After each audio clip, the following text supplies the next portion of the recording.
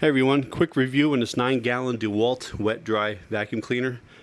I've had it for several weeks now. I've used it probably 7-8 hours in total so far.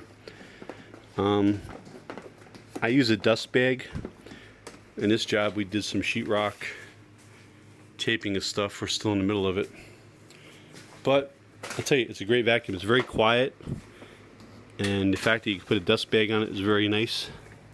So, of course, you want to see a demo. It's not that loud. It's almost like a loud hairdryer. It's really not that bad compared to like a rigid. The bag is about 80% full right now.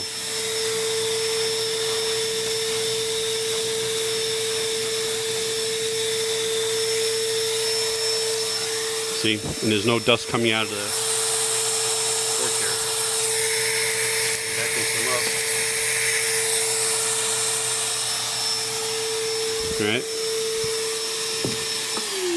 Comes with a pouch here that clips on. A bunch of attachments.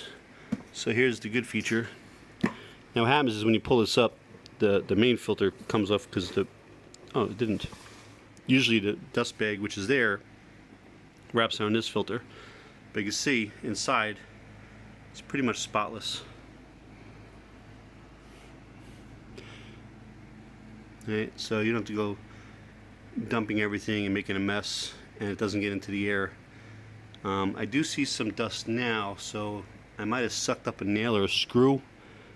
I'm not going to examine that right now because I don't have any yellow bags. Believe it, you go and you buy this at I got this at Lowe's, which is now on sale for Father's Day for $79.